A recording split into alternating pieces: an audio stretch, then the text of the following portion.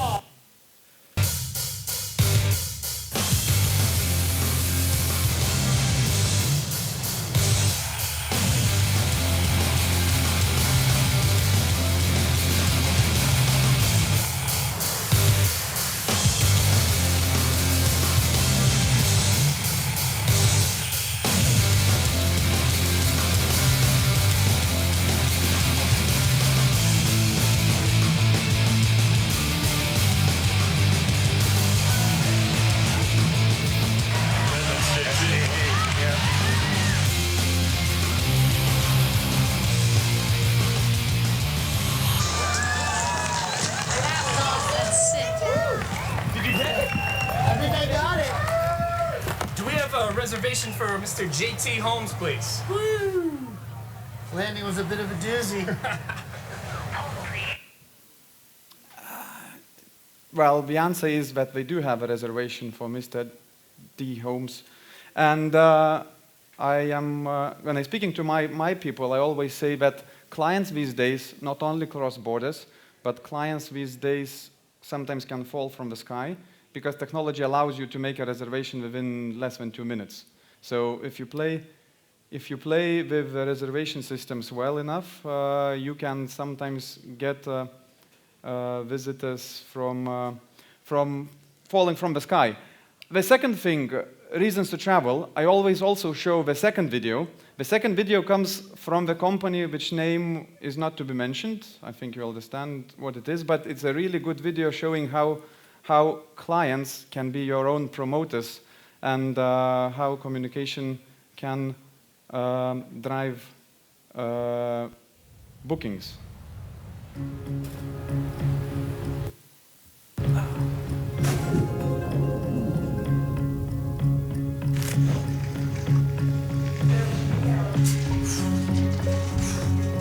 Can you help the client to television? How excited are you? That's how excited I am.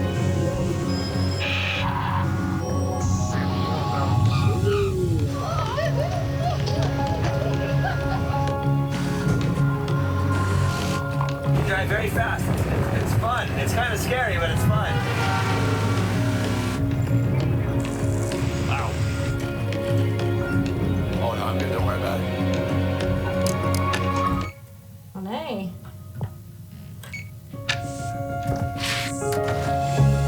Tell you what, it can't get much better than this. Stay down here, right? Let's go. Let's go.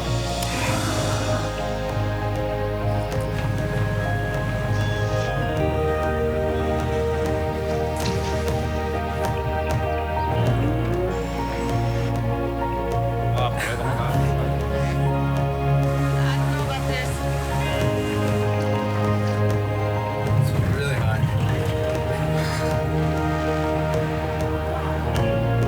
This seriously is like Jurassic Park out here.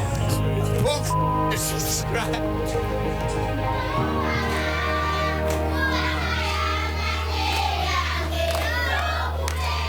This day just gets better.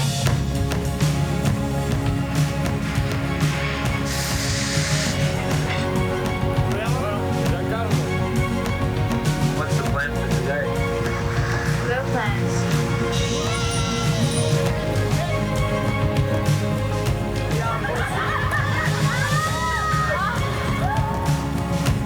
I'm afraid of heights, man. I'm afraid of heights. It's pretty crazy, right?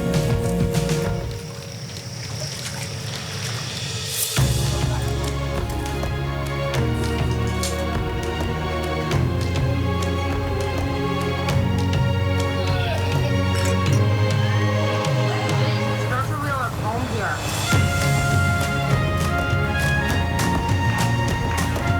It just makes you a more well-rounded person. You understand people more. You are more patient. You have a greater understanding of the world.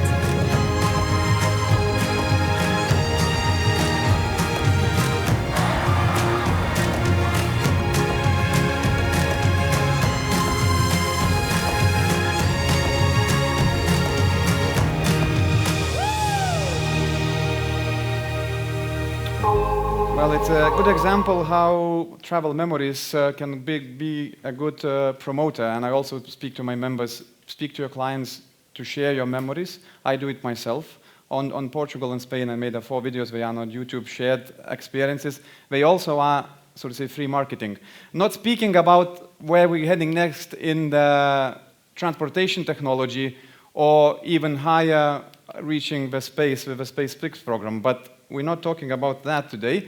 Back to the real life, back to our fantastic towns and cities and our architecture.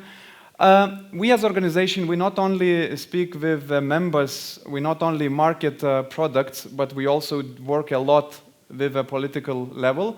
And I also put one slide that sometimes in a tourism we feel like a football game of that kind of angle. So in a travel industry, when I speak to my political ministers, we stress on 3 major points. The tourism should become a priority sector of economy, meaning that we can generate 5% of GDP, we need a decent income from the state. We need a fair play in the legislation regarding the different regulations on the different accommodations providers, as well as a good statistics and equal regulation. And as well, we need stability. The biggest challenge in our country, what we had so far, that the laws and regulations chase so quickly that the tourism sector cannot chase up. We had the different levels of VAT on accommodation. We had the different, regulations, and as every few years the government changes, we start getting new regulations. So that is the three core sectors we really try to nail down as firm as possible, so that the fair grounds are even and everybody has a fair play. Now, coming to the rural tourism, because I'm speaking on the rural tourism, and then I was invited to speak. They asked me to talk about the legislation, because in our country, I think we are one of the few countries in Europe where we have a very clear definition of what the rural tourism is.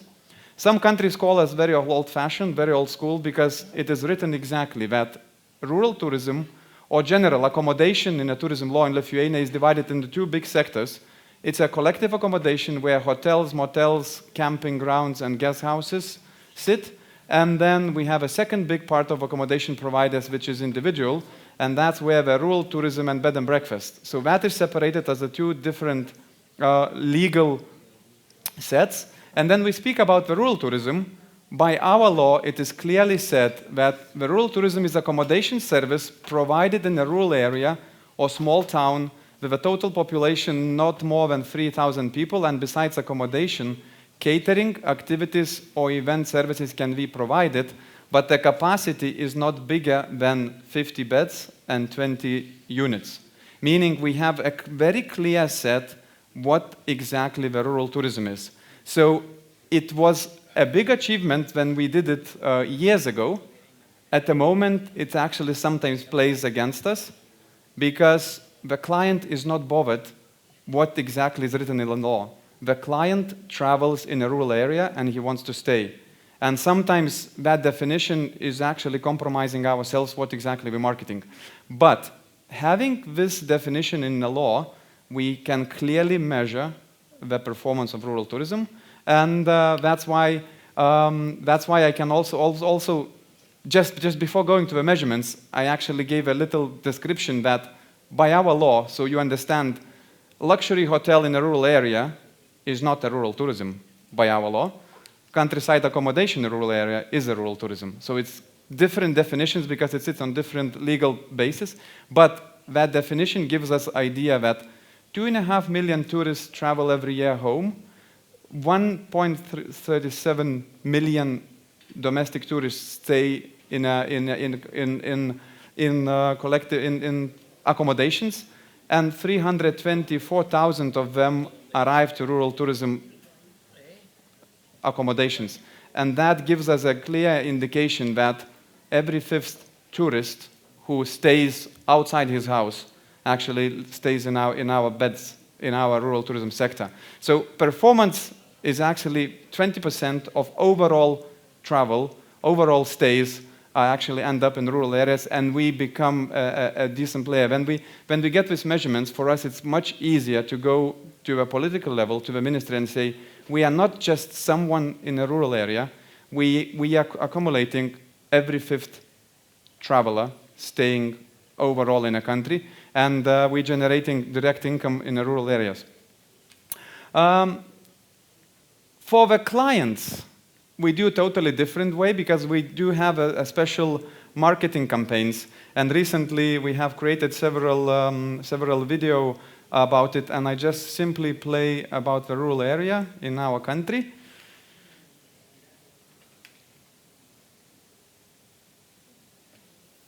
Video.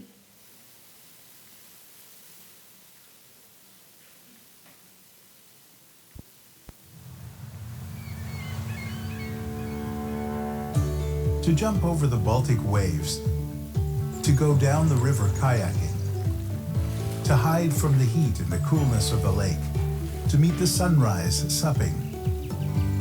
These are the moments that make it worth to get into water. Save Lithuanian water bodies. In addition to entertainment, water bodies are important to Lithuanians as they are rich in fish, which are an integral part of Lithuanian culinary heritage.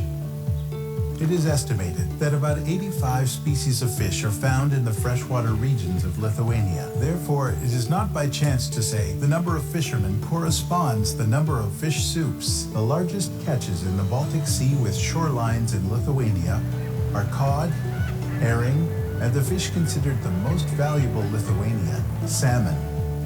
The fish with an exclusive aroma that smells like cucumber is smelt, mostly found in the Curonian Lagoon. Every year, many guests visit the coastal festival Palangos Stenta, organized especially for this fish. Meanwhile, the rivers in Lithuania, which, if connected with each other, could surround the entire globe, are rich in breams, carps, and pikes. In the country, there are about 30,000 of rivers and streams of various sizes and length, with a total length of approximately 64,000 of kilometers. And what about crystal clear lakes of fresh water? There are over 3,000 of them in Lithuania. Therefore, you can expect to catch a tench, a redfish, or a bream with your rod in one of them. While you are waiting patiently for your catch, the beauty of nature reveals itself every second.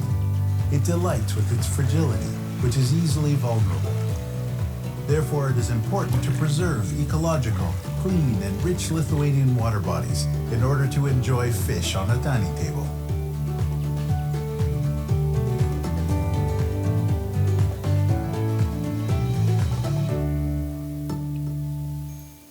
So it was just a short introduction on our water bodies and 3,000 lakes.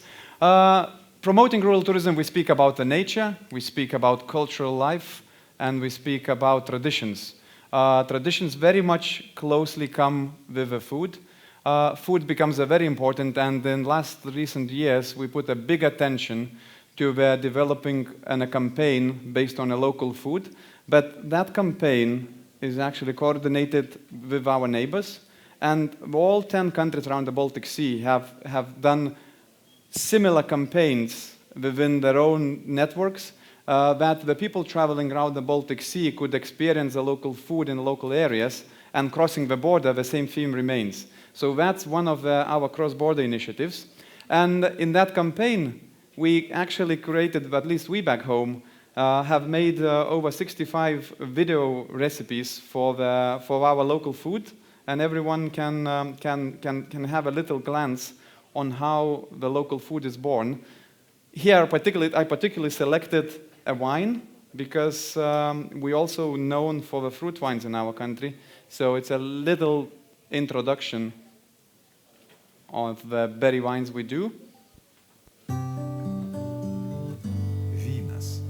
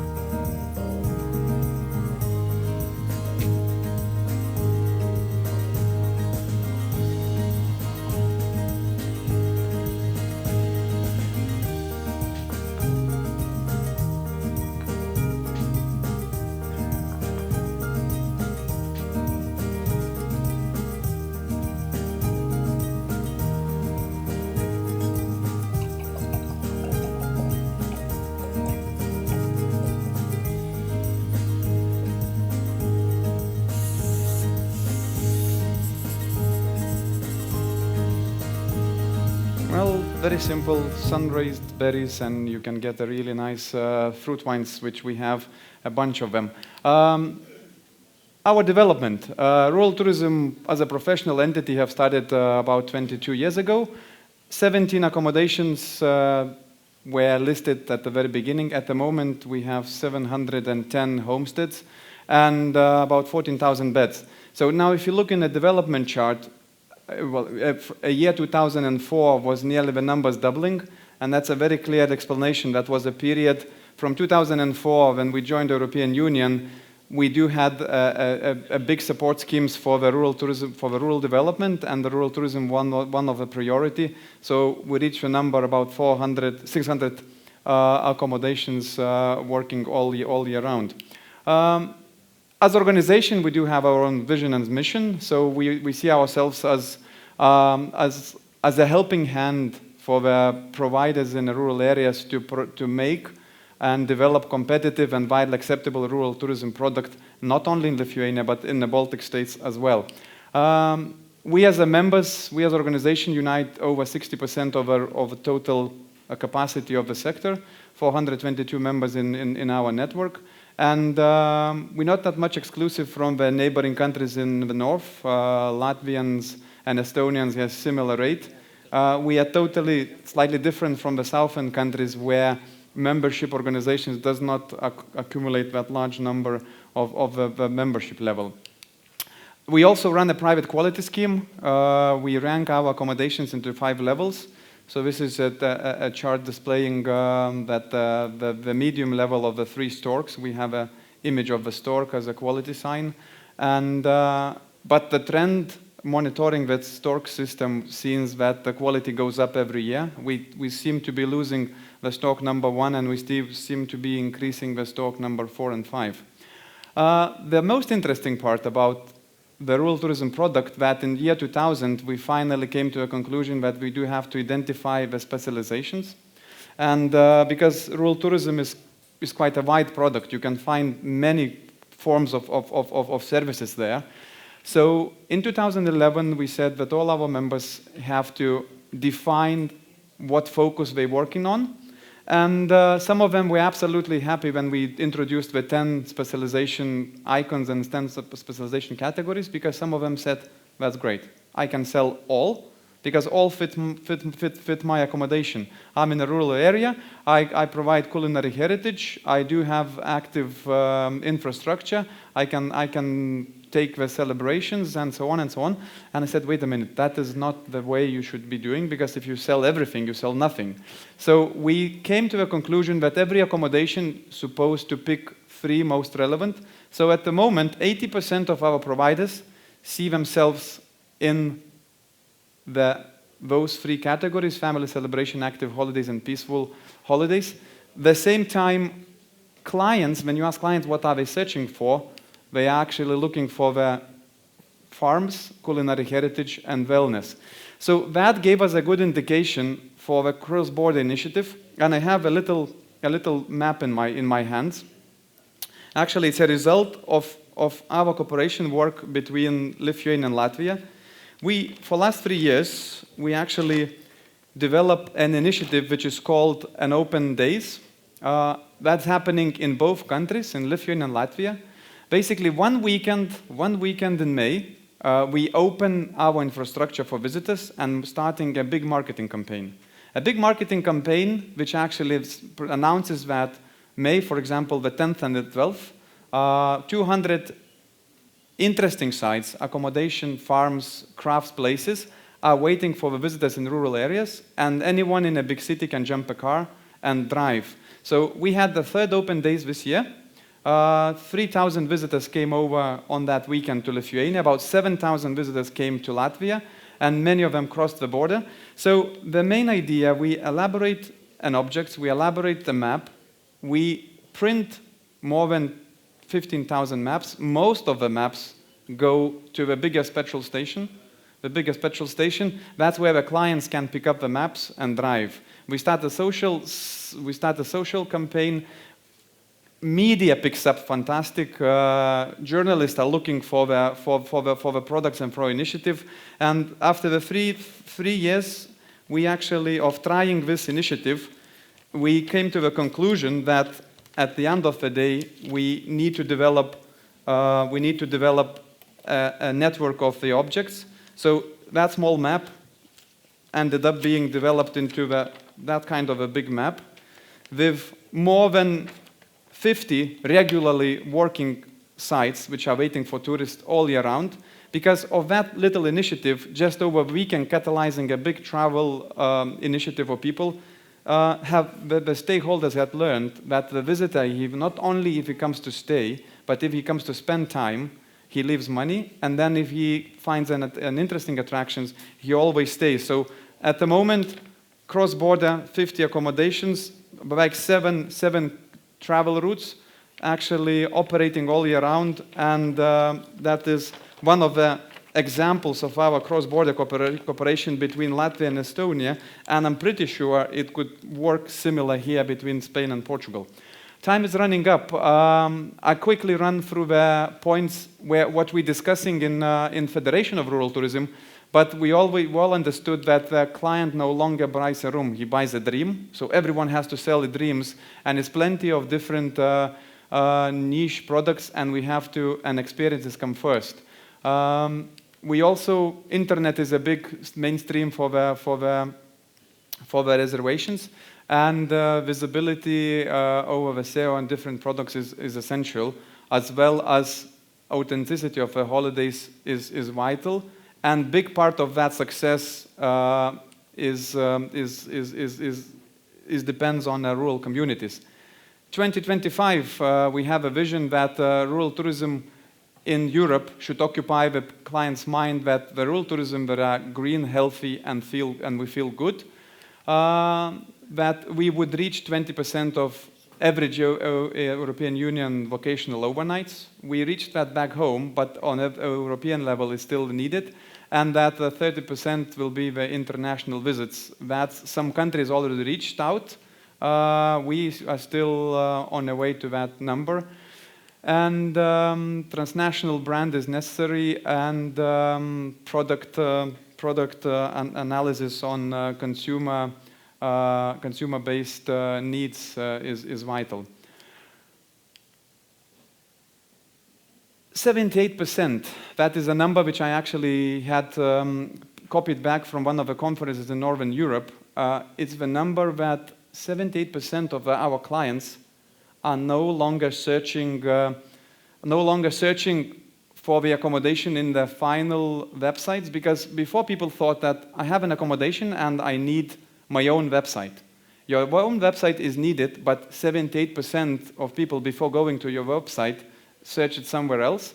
So in our case, we run a general platform of rural tourism in Lithuania. We generate about 300,000 visitors a year, during the season 1,000 a day. But all of that is not the final one, because a lot of media goes to the press trips and fam trips. In that sector, we as an organization work very actively in springtime. We are trying to bring as much as possible journalists out on the field, out to the rural accommodations, and to show the places, because that generates a media coverage, that generates the social media links, and that generates the conversions to our providers. So plenty of press conferences, interviews, fam trips. And just to finish up, I always ask my people, how do you think, and also a question to you, how many letters would be in the longest word in my native tongue? For example, how many letters is the longest word in Spanish? Okay, well, I'll give you the answer. In my own language, the longest word is 42 letters. So this is the longest one word in Lithuanian, and it speaks about a very new trend, which in English sounds for the ones who are no longer fed up by blogging. It speaks about the bloggers, And that's a grammatically structured, correct word, which actually sounds as a sentence. I put that word on specially to attract attention that the media is also changing. And in the last 3-4 years, we work more with blogs, vlogs, and influencers who are not the ordinary press writers, but the ones who actually go and experience. So when I'm searching for my media coverage today, I usually deal with those people whom I can't pronounce even in my native tongue, but many of them at the moment are generating bigger coverage and bigger return of the public than the regular press. So that was my last 3 minutes. Thank you for your attention, and if you have questions, I'm ready to answer.